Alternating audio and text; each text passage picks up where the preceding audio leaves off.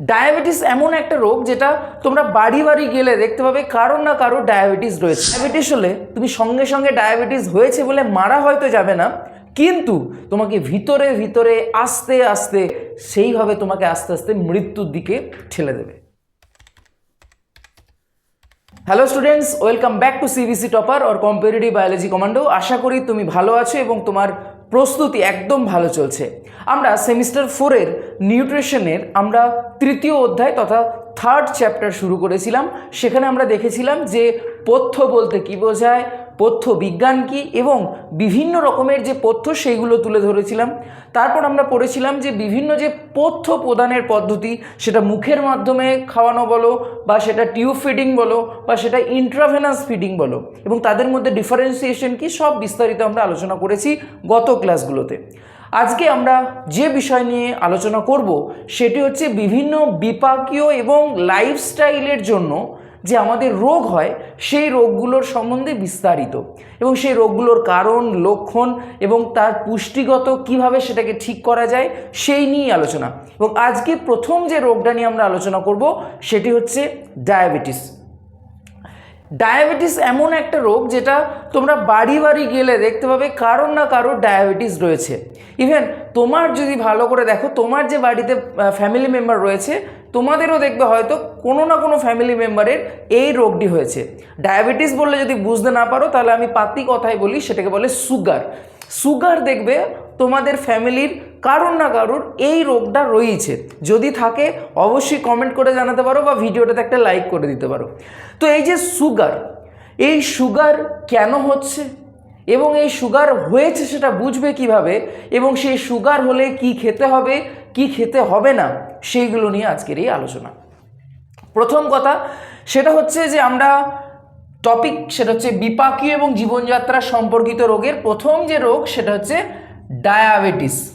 এবং এই ডায়াবেটিসকে বলা হয় নিঃশব্দ ঘাতক বা সাইলেন্ট কিলার। অর্থাৎ ডায়াবেটিস হলে তুমি সঙ্গে সঙ্গে ডায়াবেটিস হয়েছে বলে মারা হয়তো যাবে না, কিন্তু তোমাকে ভিতরে ভিতরে আস্তে আস্তে কুঁড়ে কুঁড়ে যেটাকে বলে সেইভাবে তোমাকে আস্তে আস্তে মৃত্যুর দিকে ঠেলে দেবে এবং আলটিমেটলি রেজাল্ট ডেথ। সুতরাং বুঝতেই পারছো ডায়াবেটিস কতটা খতরনাক রোগ, যে রোগটা হলে তোমার হয়তো সঙ্গে সঙ্গে কোনো ক্ষতি হচ্ছে না, কিন্তু একটা দীর্ঘস্থায়ী বা একটা দীর্ঘদিন পরে একটা গভীর মারাত্মক পরিস্থিতির সম্মুখীন কিন্তু হতে হয়। তো ডায়াবেটিসকে সেই জন্য বলা হয় নিঃশব্দ ঘাতক বা সাইলেন্ট কিলার। তোমার শরীরে হবে কিন্তু তোমার তৎক্ষণাৎ কোনো অসুবিধা হবে না, কিন্তু ধীরে ধীরে তোমার শরীরটাকে নষ্ট করে দেবে। তো এই ডায়াবেটিস বলতে আমরা মূলত দুই ধরনের রোগকে বোঝায়। একটা হচ্ছে মধুমেহ বা যেটার নাম হচ্ছে ডায়াবেটিস মেলিটাস, বা ডায়াবেটিসকে আমরা দুই ভাগে ভাগ করি। একটি হচ্ছে মধুমেহ বা ডায়াবেটিস মেলিটাস বা যেটাকে আমরা বলি সুগার, এবং আরেকটি হচ্ছে বহুমূত্র বা ডায়াবেটিস ইনসিপিটাস। আজকের এই ভিডিওতে আমরা যে রোগটা নিয়ে মূলত আলোচনা করব সেটি হচ্ছে ডায়াবেটিস মেলিটাস বা যেটাকে আমরা বলছি সুগার। এবার এই সুগার দুটো প্রধান টাইপস আছে। সুগারের দুটো কারণে ডায়াবেটিস মেলিটাস হয়, বা আমরা ডায়াবেটিস মেলিটাসকে দুই ভাগে ভাগ করতে পারি। একটিকে বলে টাইপ 1 ডায়াবেটিস মেলিটাস, আরেকটি হচ্ছে টাইপ 2 ডায়াবেটিস মেলিটাস। টাইপ 1 কখন বলবো, কখন টাইপ 2 বলবো সেটা একটু ভালো করে বোঝো। টাইপ 1 ডায়াবেটিস মানে সেই ক্ষেত্রে ব্যক্তির লাইফস্টাইল মূলত নির্ভর করে না, মানে এই রোগটা হওয়ার পিছনে তার লাইফস্টাইল মূলত দায়ী নয়। কি দায়ী না, তার জিনের হয়তো ঠিকমতো এক্সপ্রেশন হয়নি। আরও সহজ কথায় বলি না, আমরা জানি ডায়াবেটিস কেন হয় না, আমাদের শরীরে ইনসুলিন হরমোন একটা কাজ করে। কি করে না, আমরা যা খাবার খাই, কার্বোহাইড্রেট জাতীয় খাবার ভেঙে তৈরি হয় গ্লুকোজ, সেই গ্লুকোজের বিপাকে সাহায্য করে।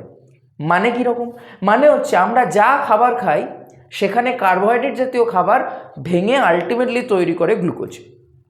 এবার ইনসুলিন কি করে না, রক্তে যখনই গ্লুকোজের মাত্রা বেশি হয়ে যায় সেই ইনসুলিন হরমোন গ্লুকোজকে যকৃৎ এবং পেশিকোষের মধ্যে গ্লাইকোজেন রূপে সঞ্চিত করে, এবং এই যে গ্লুকোজ থেকে গ্লাইকোজেন তৈরি হচ্ছে সেই প্রসেসটাকে বলা হয় গ্লাইকোজেনেসিস। তার মানেটা কি, তার মানে হচ্ছে গ্লুকোজ মাত্রা হঠাৎ করে যদি রক্তের মধ্যে বেড়ে যায়, যখনই স্বাভাবিকের থেকে বেড়ে যাবে আমাদের শরীর থেকে ইনসুলিন উৎপন্ন হবে। শরীরের কোথা থেকে না, আমাদের শরীরে অগ্নাশয় বলে একটা গ্রন্থি আছে এবং সেই অগ্নাশয়ের বিটা কোষ থেকে ইনসুলিন হরমোন উৎপন্ন হবে এবং সে কী করবে, গ্লুকোজকে গ্লাইকোজেনে রূপান্তরিত করে যকৃতের মধ্যে সঞ্চয় করে দেবে। তার মানে কীরকম, তোমার ঘরের মেঝেতে যদি প্রচুর নোংরা ছড়িয়ে থাকে, সেটাকে তুমি এক জায়গায় জড়ো করে দিলে সেখানে ঘনত্ব বেড়ে যায়, কিন্তু গোটা ঘরের মেঝেটা কী হয়ে যায়, পরিষ্কার হয়ে যায়। ঠিক সেরকমই আমাদের রক্তে যদি গ্লুকোজের মাত্রা এনিহাও বেড়ে যায়, সেটাকে কমাতে সাহায্য করে ইনসুলিন। অন্যদিকে কোনো কারণে যদি গ্লুকোজের মাত্রা কমে যায়, তখন ওই সেই যে যকৃতে সঞ্চিত হলো গ্লাইকোজেন, তাকে ভেঙে আবার গ্লুকোজে পরিণত করে, সেটা হচ্ছে গ্লুকাগন। এবার টাইপ 1 ডায়াবেটিস কখন হয় না, ধরে নাও কারুর ওই যে অগ্নাশয়ের বিটা কোষ, সেই অগ্নাশয়ের বিটা কোষের যে জিন ইনসুলিন তৈরি করছে তাতেই কোনো ত্রুটি আছে, বা মনে করো অগ্নাশয়ের বিটা কোষ কোনোভাবে ক্ষতিগ্রস্ত হয়ে গেছে, তাহলে কি ইনসুলিন ঠিকমতো তৈরি হবে? উত্তর হচ্ছে না। তখন যে ডায়াবেটিসটা হবে, ডায়াবেটিস মিন্স রক্তে গ্লুকোজের যে স্বাভাবিক মাত্রা সেটা স্বাভাবিকের থেকে বেড়ে গেছে। অর্থাৎ ডায়াবেটিস বা সুগার বলতে একদম সিম্পলেস্ট ওয়েতে আমরা যদি মানে ডিফাইন করি, সেটা হচ্ছে ডায়াবেটিস বা সুগার বলতে বোঝায় আমাদের রক্তে যতটা সুগার বা শর্করা থাকার কথা বা গ্লুকোজ থাকার কথা স্বাভাবিকের থেকে যদি বেড়ে যায় তার মানটা, সেটাকেই বলবো আমরা সুগার। আমাদের প্রতি 100 ml রক্তে তোমার ওই 80 থেকে 120 মিলিগ্রাম মতন শর্করা থাকার প্রয়োজন। যদি মানটা 80 থেকে 120-র বেশি হয়ে যায়, তখন আমরা সেটাকে বলবো ডায়াবেটিস মেলিটাস বা সুগার।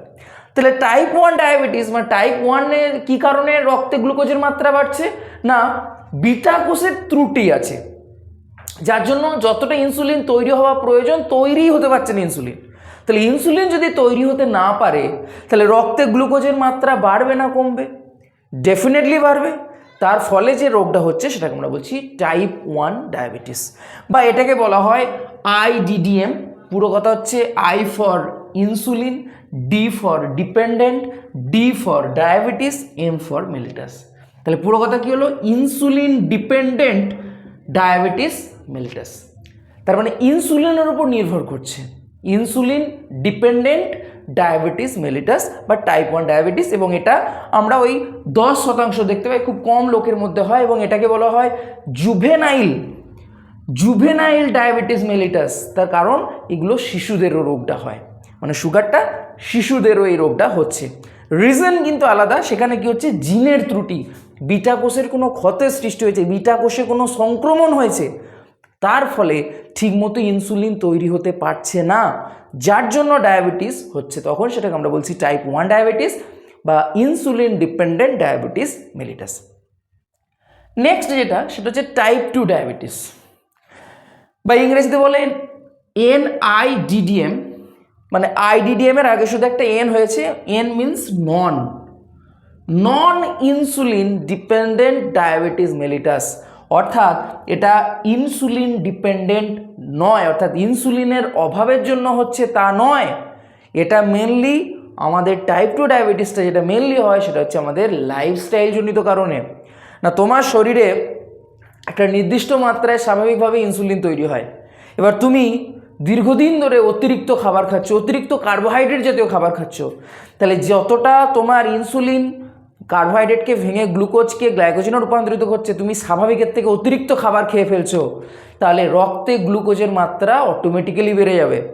তার ফলে যে ডায়াবেটিসটা হবে সেটাকে বলে টাইপ 2 ডায়াবেটিস বা নন ইনসুলিন ডিপেন্ডেন্ট ডায়াবেটিস মেলিটাস।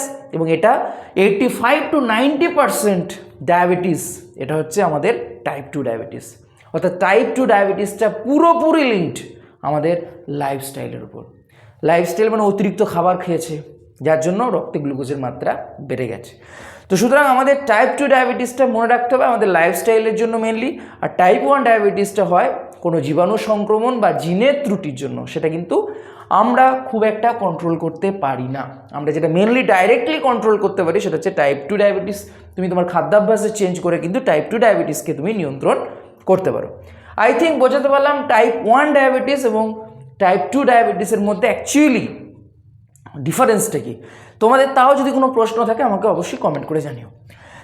তো এবার আসি, এই যে সুগার বা ডায়াবেটিস মেলিটাস এর কারণ কি? বহুমূত্র বা ডায়াবেটিস ইনসিপিটাস নিয়ে আমি পরে একটা ক্লাস নিয়ে নেব। আজকে আমরা মেনলি মধুমেহ বা ডায়াবেটিস মেলিটাস বা সুগারের নিয়ে আমরা কথা বলছি। কারণ হচ্ছে 1 নাম্বার খাদ্য গ্রহণের অভ্যাস বা অধিক খাদ্য গ্রহণ। তুমি অতিরিক্ত কার্বোহাইড্রেট জাতীয় খাবার খেয়ে নিচ্ছ, তোমার টাইপ 2 ডায়াবেটিস হয়ে যাবে, বা যেটাকে আমরা বলছি নন insulin dependent diabetes mellitus. 2 number মানসিক চাপ, ইয়েস, হাইপার টেনশন, অতিরিক্ত দুশ্চিন্তা, উদ্বিগ্নতা, এখান থেকেও কিন্তু আমাদের সুগার হওয়ার সম্ভাবনা রয়েছে। সুতরাং বুঝতেই পারছো, টেনশন আমাদের জীবনে কোনো রকম ফায়দা দেয় না, কিন্তু তাও আমরা টেনশন ছাড়া থাকতে পারি না। নেক্সট, পরিশ্রমের অভাব, অর্থাৎ তুমি যতটাই খাচ্ছ সেই ততটাই যদি তুমি খরচ করে ফেলো তাহলে কিন্তু তোমার ডায়াবেটিস মেলিটাস হবে না। এবার অনেকে বলে না যে সুগার আছে, আলু খাওয়া যাবে না, মিষ্টি খাওয়া যাবে না, এই খাওয়া যাবে না। আমি বলি যে ডায়াবেটিস মেলিটাস হচ্ছে তুমি সব খাও, কিন্তু শর্ত একটাই, সেটা হচ্ছে তুমি যতটা খাবে ততটা বেশি শারীরিক পরিশ্রম করবে, যাতে সেই খাবারটা তোমার শরীরে সঞ্চিত না হয়। তোমার খেতে মন হচ্ছে, খাও, অবশ্যই খাও, কিন্তু সেই খাবারটা মানে সেই গ্লুকোজ যদি শরীরে সঞ্চিত না হয় তোমার ডায়াবেটিস মেলিটাস হবে না। এবং ডায়াবেটিস মেলিটাস হলেও তুমি শর্করা জাতীয় খাবার, মিষ্টি থেকে শুরু করে রসগোল্লা সবই তুমি খেতে পারো, কিন্তু যেদিন তুমি খাবে তোমাকে প্রতিজ্ঞা করতে হবে আমি যা কাজ করি সেই দিনে একটু বেশি কাজ করব, কারণ তুমি অতিরিক্ত ক্যালোরি খেয়েছো, তোমার দায়িত্ব সেই অতিরিক্ত ক্যালোরিকে বার্ন করার, তাহলে তোমার ডায়াবেটিস বা সুগার কন্ট্রোলে থাকবে। ক্লিয়ার? তাহলে পরিশ্রমের অভাবের জন্যও কিন্তু ডায়াবেটিস হয়। নেক্সট, বংশ পরম্পরা, হেরিডিটি ম্যাটার করে। বংশ পরম্পরার জন্য অনেক সময় ডায়াবেটিস মেলিটাস, অর্থাৎ বাবা মায়ের দুজনারই হয়তো ডায়াবেটিস মেলিটাস আছে, সন্তান সন্ততির কিন্তু ডায়াবেটিস মেলিটাস হতে পারে। নেক্সট, জীবাণু সংক্রমণ, যেটা আমি টাইপ 1-এর ক্ষেত্রে বললাম যে জীবাণু সংক্রমণের জন্যও কিন্তু ডায়াবেটিস মেলিটাস হতে পারে। এবং আরেকটি কারণ হচ্ছে হরমোন ঘটিত, অর্থাৎ হরমোন যে জিন থেকে তৈরি হচ্ছে সেই জিনের কোনো ত্রুটি আছে তার ফলে হতে পারে। সেই হরমোনটা ইনসুলিন হতে পারে, সেই হরমোনটা গ্লুকাগন হতে পারে। যদি ইনসুলিন কম ক্ষরণ হয় তোমার ডায়াবেটিস মেলিটাস হবে, যদি গ্লুকাগন বেশি ক্ষরিত হয়ে যায় তাহলেও ডায়াবেটিস মেলিটাস হবে।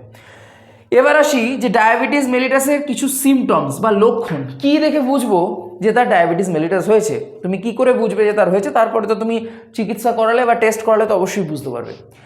খাদ্য গ্রহণ কম, অর্থাৎ খাবার ইচ্ছা সেটা অনেকটা কমে যাবে। কখন? সুগার হওয়ার পর, তার আগে কিন্তু সে অতিরিক্ত খেয়েছে।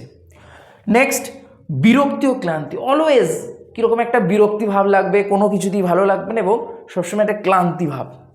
দেহের ওজন হঠাৎ হ্রাস, দেহের ওজন কমবে কিন্তু সেটা সাডেনলি হঠাৎ কমে যাবে, ডায়াবেটিসের অন্যতম লক্ষণ। অতিরিক্ত তৃষ্ণা, তোমার বারবার জল তেষ্টা পাবে, শুধু গ্রীষ্মকাল বলে না, সবসময়ই। ক্ষত সারতে বিলম্ব, তোমার যে কোনো জায়গায় ঘা, ছেঁড়া, কাটা ছেঁড়া রয়েছে সেটা সারতে দেরি হয়। Glycosuria, most important symptoms. Glycosuria মানে মূত্রে তোমার গ্লুকোজ বেরোবে। কেন? তার কারণ আমরা জানি মূত্র উৎপন্ন হয় বৃক্কে, এবং সেই বৃক্কে আমরা জানি রক্তের ফিল্ট্রেশন অর্থাৎ রক্তের পরিশ্রুতকরণের ফলে মূত্র উৎপন্ন হয়।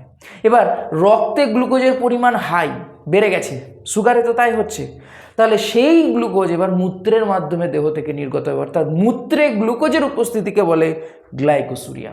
কতটা মাত্রা থাকবে না, প্রতি 100 ml মূত্রে 100 মিলিগ্রাম বা তার বেশি গ্লুকোজের উপস্থিতি আমরা দেখতে পাবো। তাহলে এগুলো হচ্ছে প্রধান সিমটমস। এবার এই যে ডায়াবেটিস মেলিটাস হলে বা তোমার সুগার হলে কত রকমের রোগ হবে তুমি দেখো। একে কেন সাইলেন্ট কিলার বলছে? এ নিজে তো রোগীকে মারবে না, কিন্তু এর জন্য এত বেশি রোগ তার শরীরে বাসা বাঁধবে, তার ফলে তার মৃত্যু ঘটবে। ওই জন্য এটাকে বলে সাইলেন্ট কিলার। ধীরে ধীরে ধীরে ধীরে সে ব্যক্তিকে মৃত্যুর দিকে এগিয়ে দেয়। অত্যন্ত মারাত্মক একটি রোগ এবং এটা লাইফস্টাইলের দরুন কিন্তু ঘটে থাকছে। 1 নম্বর সমস্যা যেটা প্রধানত দেখা যায়, হৃদরোগ।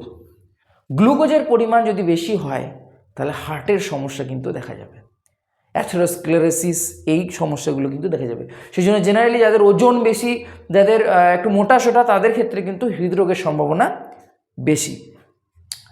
2 নম্বর হচ্ছে পক্ষাঘাত। স্নায়ুতে ঠিকমতো তোমার পুষ্টি সরবরাহ ব্যাঘাত ঘটে এই ইয়ের জন্য, ডায়াবেটিস মেলিটাসের জন্য, তার ফলে কিন্তু পক্ষাঘাত বা যেটাকে আমরা বলি প্যারালাইসিস হয়ে যেতে পারে।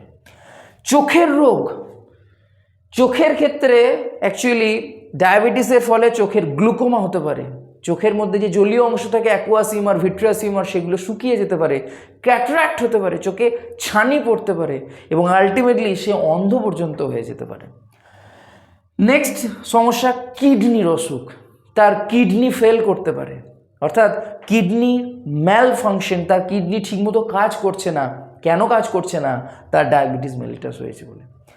নেক্সট স্নায়ুর রোগ, যেটা আমি বললাম যে স্নায়ুতে ঠিকমতো স্নায়ু উদ্দীপনা পরিবহন করতে পারে না, এবং এই মারাত্মক সমস্যাগুলো কিন্তু হচ্ছে ডায়াবেটিস মেলিটাসের জন্য, এবং যেটা আমাদের একটি লাইফস্টাইল ঘটিত রোগ। আমরা চাইলেই, মনে করলেই এটা থেকে আমরা দূরে থাকতে পারি। নেক্সট, তাহলে আমাদের এই যে সমস্যাগুলো দেখলাম ডায়াবেটিস মেলিটাস বা সুগারে, তাহলে এর পুষ্টিগত কি উপায় রয়েছে যার ফলে আমরা ডায়াবেটিস মেলিটাস থেকে তোমার নিষ্কৃতি পাবো? না, 1 নাম্বার, যে যে কারণে আমাদের হচ্ছিল সেই কারণগুলোকে আমাদের ত্যাগ করতে হবে। যেমন এখানে খাদ্য গ্রহণের অভ্যাস, অতিরিক্ত খাবার খাচ্ছিলে, কমাতে হবে। কার্বোহাইড্রেট কম খেতে হবে, প্রোটিনের একটা নির্দিষ্ট মাত্রা, ফ্যাটের একটা নির্দিষ্ট মাত্রা রেখে খাবার খেতে হবে, তাহলেই কিন্তু ডায়াবেটিস থেকে মুক্তি পাওয়া যাবে। 2 নাম্বার, তুমি খাবার খেলেও তোমাকে নিয়মিত শরীরচর্চা করতে হবে, তোমাকে শারীরিক পরিশ্রমের হার বাড়াতে হবে, তাহলেই ওই যে বললাম তোমার যতটা তুমি ক্যালোরি গ্রহণ করছো, যদি সেই ক্যালোরিটাকে তুমি ইউটিলাইজ করে দাও, যদি ব্যবহার করে ফেলো, তাহলে কিন্তু তোমার শরীরে আর গ্লুকোজ সঞ্চিত হবে না, আর গ্লুকোজ যদি সঞ্চিত না হয় তাহলে তোমার ডায়াবেটিস মেলিটাসও হবে না। তো এক্ষেত্রে আমাদের কিছু বর্জনীয় খাদ্য আমি এখানে বলবো, কিছু গ্রহণ করা উচিত সেরকম খাদ্যের নাম বলবো, এবং কিছু গ্রহণ করা উচিত কিন্তু নিয়ন্ত্রিতভাবে গ্রহণ করা উচিত এমন কিছু খাদ্য আমরা দেখি। তো কি কি বর্জন মানে খাওয়া চলবে না, সেটা হচ্ছে মিষ্টি, চিনি, মধু এবং উচ্চ শর্করা জাতীয় খাদ্য, এবং খেলেও যেন শারীরিক পরিশ্রমের মাধ্যমে সেই খাবার থেকে যে ক্যালোরি আমরা পাচ্ছি সেটাকে আমরা যেন বার্ন করে ফেলি। কি কি খাওয়া যাবে? নির্দ্বিধায় খাওয়া যাবে শাকসবজি, সবুজ শাকসবজি যত খুশি খাও, তার কারণ সেখানে ক্যালোরি অত্যন্ত কম এবং তোমার ডাইজেস্টিভ সিস্টেমের পক্ষে অত্যন্ত উপকারী। তন্তু জাতীয় সবজি অর্থাৎ ফাইবার্স রয়েছে এমন সবজি খাওয়া অত্যন্ত প্রয়োজন। হালকা মশলা জাতীয় খাবার, কারণ অধিক মশলা জাতীয় খাবার খেলে তোমার ডাইজেশনের সমস্যা দেখা যাবে। এবং নিয়ন্ত্রিত কি কি খাদ্য খাওয়া যেতে পারে? দানা শস্য, আমরা জানি দানা শস্য মানেই সেখানে কার্বোহাইড্রেট। তোমাকে একটু খেয়াল রাখতে হবে যে দানা শস্য তুমি খাচ্ছ বা পরিমাণে যতটা খাচ্ছ সেটা যেন তোমার উপযোগী হয়। তুমি অতিরিক্ত খেয়ে ফেললে তোমাকে শরীরচর্চার মাধ্যমে বা কোনো কাজের মাধ্যমে সেই ক্যালোরিটাকে বার্ন করতে হবে, আদারওয়াইজ কিন্তু সেই ডায়াবেটিসের ক্ষেত্রে মাত্রাটা আরও বেড়ে যাবে, তুমি আরও একটু মৃত্যুর দিকে এগিয়ে যাবে। কন্দ জাতীয় খাবার, কন্দ মানে ওই মাটির নিচে স্ফীতকন্দ, আলু যেগুলো আর কি, তো কন্দ ছিল কি পেঁয়াজ, এরকম যেগুলোতে উচ্চ শর্করা রয়েছে সেই খাবারগুলোকে একটু অ্যাভয়েড করতে হবে বা খেলেও নিয়ন্ত্রিত মাত্রায়। তৈলাক্ত খাবার, ফ্যাট জাতীয় খাবার নিয়ন্ত্রিত মাত্রায় খেতে হবে, এবং দুগ্ধ জাতীয় খাবার সেগুলোকেও কিন্তু নিয়ন্ত্রিত মাত্রায় খেতে হবে।